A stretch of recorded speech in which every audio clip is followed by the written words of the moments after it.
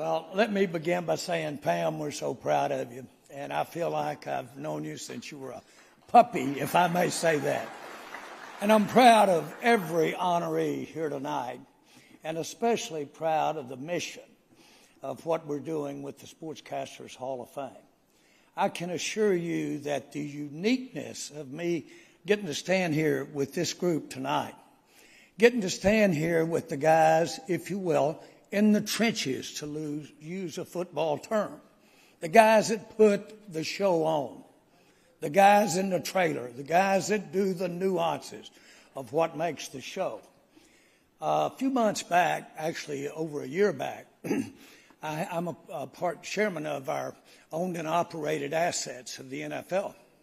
And we were looking for an entity to join with that would best help us going into the future, tell the storytelling of the NFL. Well, of course, everybody in this room says, what's this? We're storytellers. That's what we are. And I want you to know that no one knows that any more than me, but I can assure you the NFL knows it as well. We know how we got here. We do know how we got here. But when we were there, we were visiting with some of the greatest storytellers of all.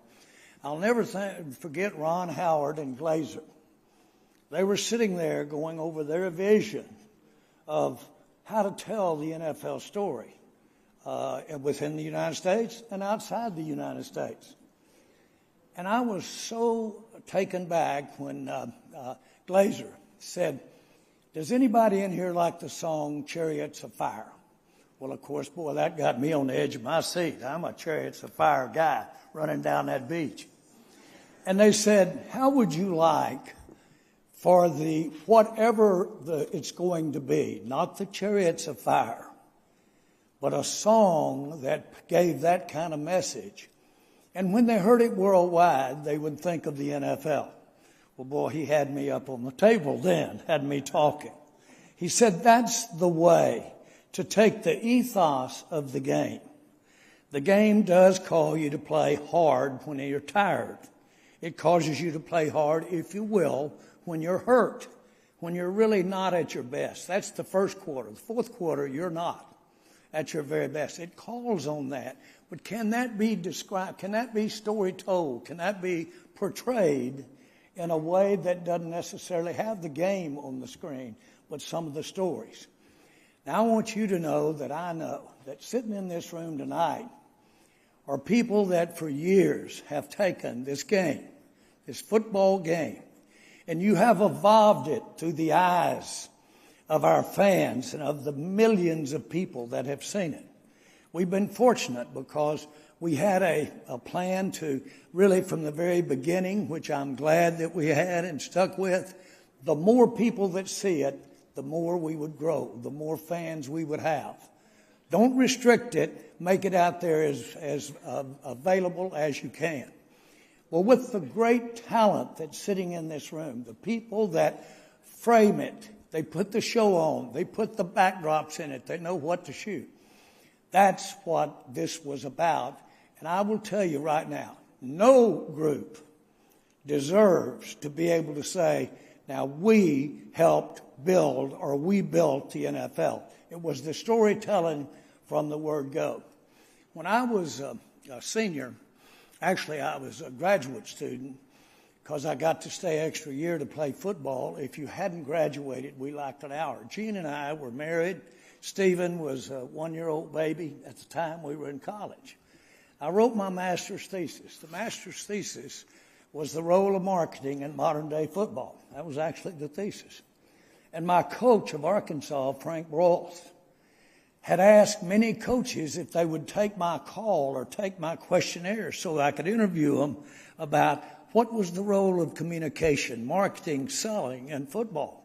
Now, those were the names back then. That was Paul Bryant. That was the great Woody Hayes. Those names, and many of you wouldn't remember them, but they were the names, more so than pro, especially in the area of football. Barry Bryant. Barry Bryant wrote, you take the fake out of me, there's not much left. Now, think about that. I've got to be the bear. I am the bear. Now, they called me the bear because in a fair, I went up and hugged a bear that was all tied up and he couldn't do anything, but I was known as Bear Bryant from that time on. But I want to be the bear. We sell. We sell a personality. We sell an idea. We're continually selling. My school, when I went to school, when we would practice, we were having really outstanding teams at Arkansas. My senior year, we won the national championship when I was a senior. When we would practice, there would be maybe 2,000 people sitting on the grass while we practiced, 15 feet away, while we practiced every day. And boy, that put it in your step. Now, that made you want to go. That made you want to go every drill out there. That much at practice. So something ticked for me, and I said, man, people do better. People play better. They can act really special if they know a lot of people are looking at them. A lot of people are looking at them. So the first thing we did when we got involved with the Cowboys is we basically started making our practices more open. Certainly our preseason practices by the time. This thing called NFL, from the get-go, has been about putting the show on. This represents that. I'm honored to get to be a part of this and be called a part of the base that makes what we do important and noticed. One of the things that was a tenet from the day that I got started, I was 46 when I bought the Cowboys. The Cowboys were losing $1 million cash a month. A month. I bought 15% of the Cowboys from the government. They had been foreclosed on. Control of the Cowboys was going to be auctioned in 3 weeks when I bought the Dallas Cowboys. I could not find any sport entity in this country. And if anybody can tell me one, I'll put it down, and the next time I talk, I'll mention it. I could find no sports entity that was having any kind of making money. It was about putting it in. It was about putting it in. I didn't know how we were going to do it. And I was asked, well, you surely are you doing this to have a job for your family? My both sons, Stephen, Jerry, and my daughter Charlotte are sitting here with my wife Jean tonight. No, this wasn't a job for just them. This was a job for all of us. My wife is sitting here tonight, Jean. And I'll tell you, Jean, when we built the stadium, was our number one suite salesman for the stadium. We have been working together. And I can truly understand when I hear it referred to tonight what family means, what our experience has been involved in being a part of the Dallas Cowboys. I can tell you right now that maybe I was kind of proud when I got a chance to be involved with the Cowboys. And I had dreamed, I had seen the passion that goes with the game. And the great coach had said, when you get in the huddle, there's no color, there's no anything, there's no nationalities. Everybody's blood is red. And boy, you're putting it together in that huddle. Well, that ethos of that game says a lot about all of us in our particular relationships. And it always attracted me. I never thought that it could find its way in my life at all. Well, I love sports. I had great parentage. I've heard people talk about their parents and the impact they had on me. Tremendous impact. My family were grocery people, and my dad would promote by putting a band in the middle of the store and do talent contests and put radio shows in the middle of the store. Somebody asks you why I'm doing some of the stuff I'm doing with the Cowboys, just think about that just a minute, where it comes from. But he also wanted me to play sport. But I also never thought about it happening to me or happening to this close in. My senior year in college, we had disappointed the world the year before and won 5 and lost 5 at the University of Arkansas.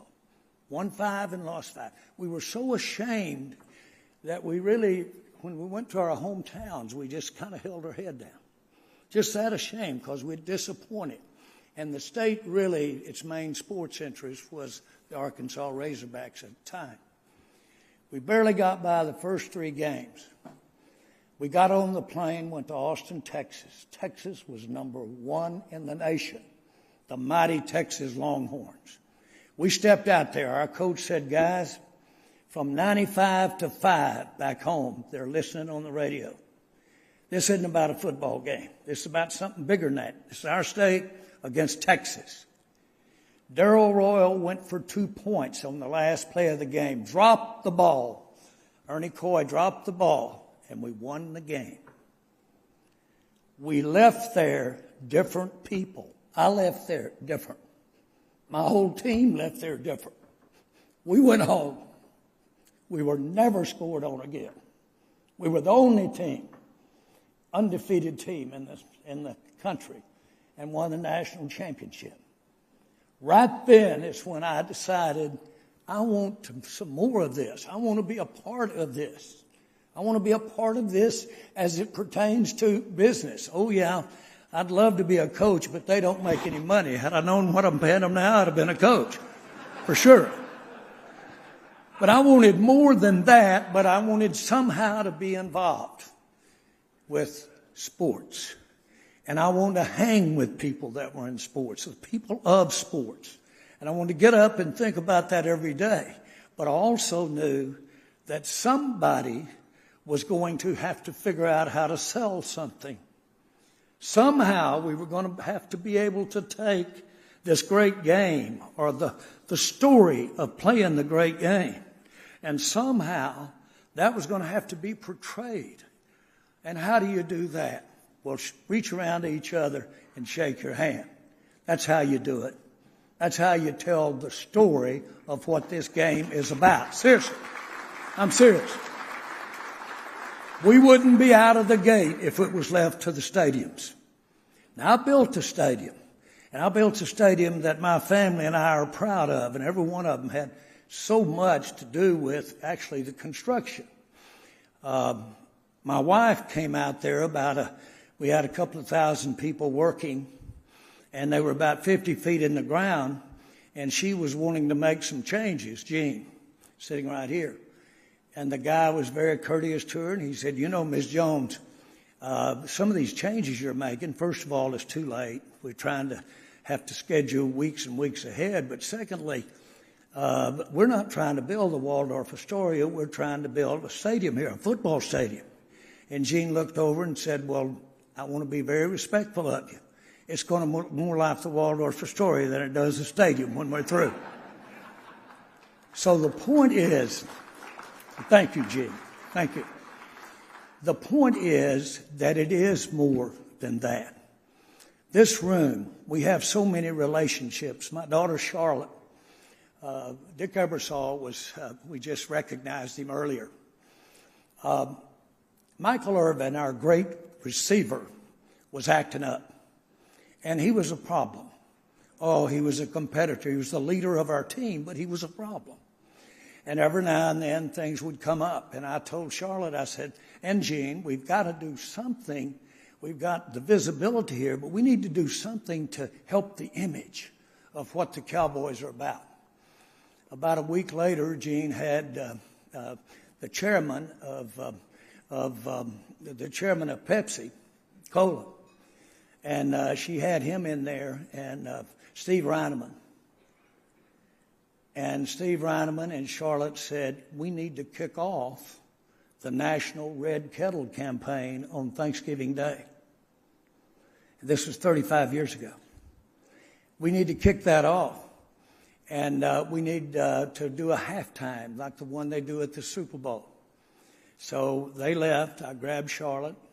NBC was having our Thanksgiving game that year. So I said, baby, let's go up to New York. You get the presentation all ready to go. I know Dick. And you just kind of look pretty and be smiles. And I'm going to sit there and I'm going to really explain to Dick why this would be good for all of us, the NFL and NBC and us, to have that game Thanksgiving Day. We needed to extend the halftime to 15 minutes. And we needed to take all the space that they might want to use to talk about something else at the time. I'm going to Charlotte's room, and she's busy with all of her papers and sitting there on the floor. I say, come on, honey, you don't need to do that. I'm going to do the talking when we get there. So I get in. We go into Dick's office. He's cordial as he can be. And he looks over at Charlotte and says, so what do you have for me today, Charlotte? And Charlotte starts talking, and I say, but now, Dick says, just a minute, Jerry, let me hear Charlotte. Charlotte sat there in about 30 minutes. I sat there and just backed off and just listened, and they proceeded to put together the first Thanksgiving halftime. Since that time, for the Salvation Army, incrementally, there's been an additional $3 billion, I'm not exaggerating, because of the visibility of the things that you create in this room. That visibility created $3 more billion over the last 25 years in those red kettles in this country because of that visibility. And there were 57 million people watched it this past Thanksgiving. 57 million people that watched it, reminded of putting it in the red kettle. The point is that this is an exciting thing that we get to do. It's been an exciting ride. Nothing, not a Super Bowl, not a great practice, not a great accomplishment on the field. Frankly, and I've gotten to serve and I get to be a part of the Hall of Fame for the NFL. Nothing is more important than the group in this room putting this show on. When I built that stadium, I built it, and we could have built it. We spent about $1.2 billion on the stadium. I could have spent 2/3 of that and had a great place for the Cowboys. That stadium, we spent the money so that we could have the 100,000 people and so that we could do the things first class, so that when Al Michaels or John Madden or whoever walked in, they walked down through and they could eat off the floor. And they go up through the elevators and they go around through the halls. Because the 100,000 people in that stadium count, but they don't count like that 30 million they're talking to when they say, folks, you ought to see this place. You ought to be a part of this thing, living vicariously through you and your work. I am honored to be a part of this. I respect so much the effort that this was created for. It's very noble. It's very important that we do that. Everybody are susceptible to a hard time. You've honored me and my family here tonight. Thank you very much.